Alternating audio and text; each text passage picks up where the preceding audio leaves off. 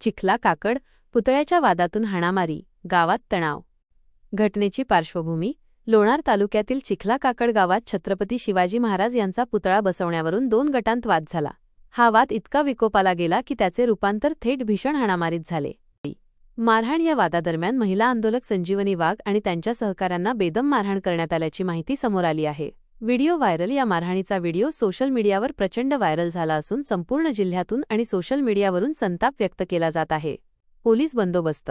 घटनेची माहिती मिळताच पोलिसांनी घटनास्थळी धाव घेत परिस्थिती नियंत्रणात आणली। सध्या गावात अनुचित प्रकार टाळण्यासाठी मोठा पोलीस बंदोबस्त तैनात करण्यात आला आहे। मनोज जरांगे पाटील यांची भेट आणि मागणी। मराठा आंदोलक मनोज जरांगे पाटील यांनी तातडीने चिखला गावाला भेट देऊन पीडित कुटुंबाची विचारपूस केली। यावेळी त्यांनी प्रशासनाला कडक इशारा दिला आहे। छत्रपती शिवाजी महाराजांच्या पुतळ्यावरून झालेली ही घटना अत्यंत दुर्दैवी आहे। महिलांवर हात उचलणाऱ्या गुन्हेगारांना पोलिसांनी लवकरात लवकर अटक करून त्यांच्यावर कठोर कारवाई करावी, अन्यथा तीव्र आंदोलन छेडले जाईल। मनोज जरांगे पाटील यांनी दोषींवर तात्काळ गुन्हे दाखल करून कडक कारवाई करण्याची मागणी केली आहे। संजीवनी वाघ यांनी पुतळा बसवताना झालेला विरोध आणि त्यांच्यावर झालेल्या हल्ल्याबाबतची आपबीती कथन केली। सद्यस्थिती सध्या गावात शांतता असली तरी तणाव कायम आहे। पोलीस प्रशासन परिस्थितीवर लक्ष ठेवून असून पुढील तपास सुरू आहे। सुद्धा होते ती पोस्को सुद्धा दाखल होतोय त्याच्यावरती। इतकी क्रूरपणानं घटना या चिखला गावात घडली। एका दिवशी मुख्यमंत्री बी जागे आहेत का नाहीत, गृह मंत्रालयाला ह्या गोष्टी माहीत आहेत का नाहीत, कारण हाताच्या बाहेर जाऊ देऊ नये आणि त्यांच्यावरती सगळ्यांवरती मोका लावणं खूप गरजेचं आहे। त्याशिवाय बसणार नाहीत, कारण ही परळीची लाभार्थी टोळी आहे। कारण त्यांच्या जाती सुद्धा चांगले लोक आहेत आणि यांना वाटतं जाती दंगल व्हावा आणि आम्हाला ती होऊ द्यायची नाहीये आणि यांचं स्वप्नच ते ह्या लाभार्थी टोळीचं। त्या टोळीतले तिकडे काही लोक आहेत आणि ते हे प्रयत्न जाणून बुजून करतायत की जातीय तेढ, जातीय दंगली निर्माण झाल्या पाहिजेत। या भूमिकेतून त्यांनी कालचा केलेला हे प्रयोग आहे।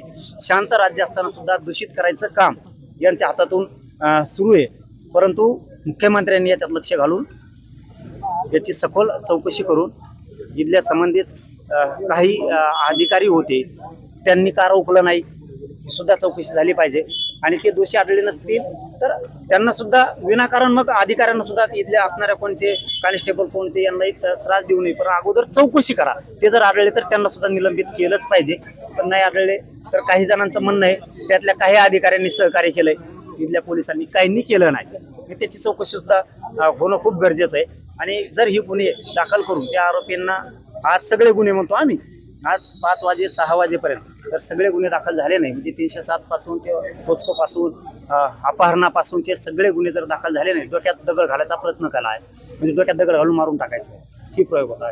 छत्रपतींची विटंबना केली गेली, ती यांना जातीय तेढ निर्माण करायचा होता।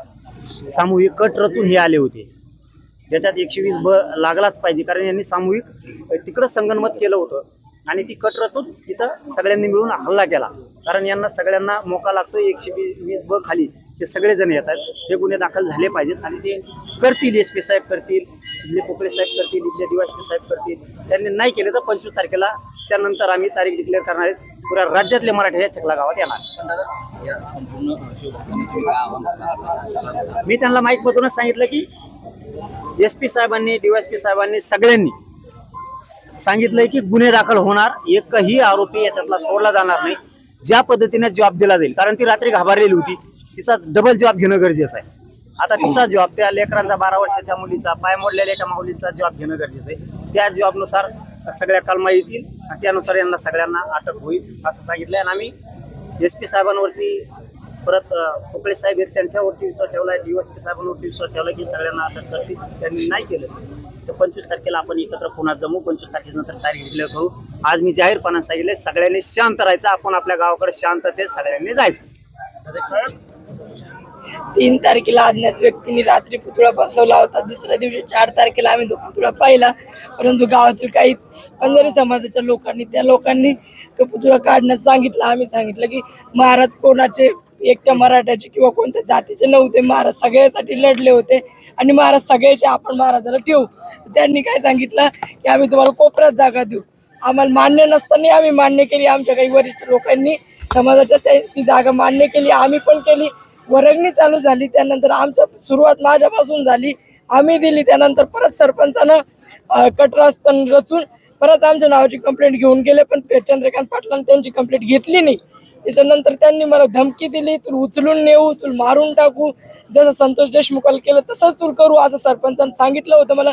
सरपंचांना, गजानन नागरेंना, नातासाहेब आहे ना, गणेश केदार यांनी सांगितलं होतं की तू संतोष देशमुखासारखंच तुला आम्ही मारू, तुला मेळही लागणार नाही, तुझ्या कोणालाच मेळ लागणार नाही.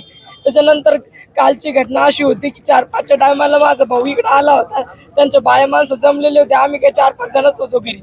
मग आम्ही ते काहून आले म्हणून, पुतळ्याजवळ काहून येत आहे म्हणून आलो. त्याचं इथपर्यंत बोलणं चालू होतं की शिवाजी महाराजांचा नागराला बांधून नाला तोडून न्यायचा. मी सांगितलं मी होऊ देणार नाही. त्याच्यानंतर मी पुतळ्यासमोर बसले, माझ्या सोबतच्या काही महिला इथं बाहेर बाजूला बसल्या, माझ्या PSI इथं होते. PSI साहेबांनी आम्हाला परत प्रोटेक्ट केलं, पण सरपंचाच्या सांगण्यावरून आणि काही त्या लोकांच्या सांगण्यावरून त्यांच्या बायांना PSIला घेरत घेऊन आणि सांगळे साहेबाच्या आणि सानप साहेबाच्या त्यांच्या दोघांच्या मार्गदर्शनाखाली त्या समाजानं आम्हाला मारलं. माझ्या अंगावरचे कपडे पाडले. मी त्याला पोलीसवाल्याला आणि हॉस्पिटलमध्ये डॉक्टरला दाखवलेलं आहे मग किती इंजुरी झालेली आहे, माझ्या शरीरावर किती नख मारलेले आहेत. त्यांनी लाथा मारल्या मला, त्यांनी बऱ्याच काही गोष्टी केल्या माझ्यासोबत. व्हिडिओ तर तुम्हाला सगळ्यापर्यंत त्या पोहोचलेले आहे. माझी फक्त एवढीच मागणी की 2 पोलीसवाले सस्पेंड व्हा, त्यामध्ये ठाणेदाराचा काही रूल नाही. एक सानप आणि एक सांगळे पोलीसवाले दोन्ही सस्पेंड व्हा. आणि हे जेवढे मी नावं देईन, रात्री नावं कमी घेतले होते मॅडम म्हणे नंतर घेऊ, असं मला त्यांनी सांगितलं होतं. मला परत स्टेटमेंट द्यायचंय, त्यांनी माझं स्टेटमेंट त्या घेणार आहेत. आणि मी जेवढे मला घेरून होते आणि माझ्या बहिणीलाही मारलेले, आमचे सगळे प्रूफ आहे, आमच्याकडे टोटल व्हिडिओ आहे. त्या असं नाही की माझ्यावरच त्यांनी हात घातला, माझ्या बहिणीच्याही केस धरून मारलेलं आहे त्या पोराने. आणि मला तर असं मारलेलं आहे, तुम्ही फक्त माझा जीव वाचला.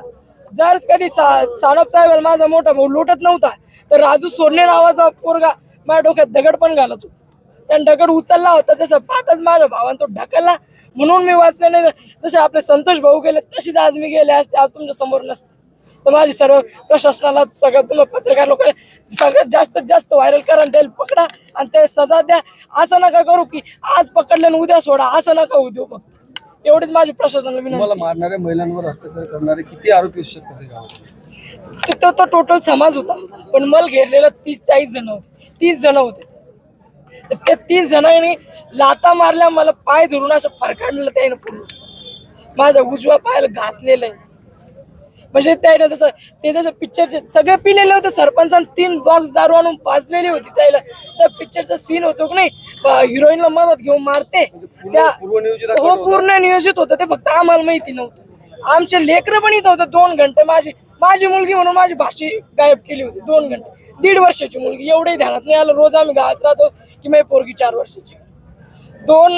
2 घंटे पोरगी भेटत नाही. जेव्हा DSP साहेब येतात तेव्हा त्या कोपऱ्याला पोरगी सापडती.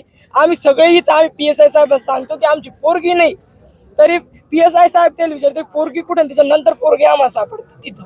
म्हणजे ती आम्ही तर नाही नेली, आम्ही तर इथंच होतो.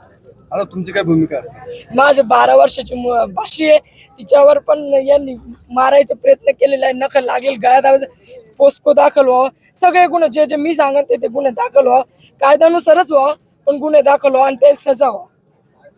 त्याला फक्त अटक नाही होऊ, त्याला सजा व्हावं अशी माझी प्रशासनाला विनंती.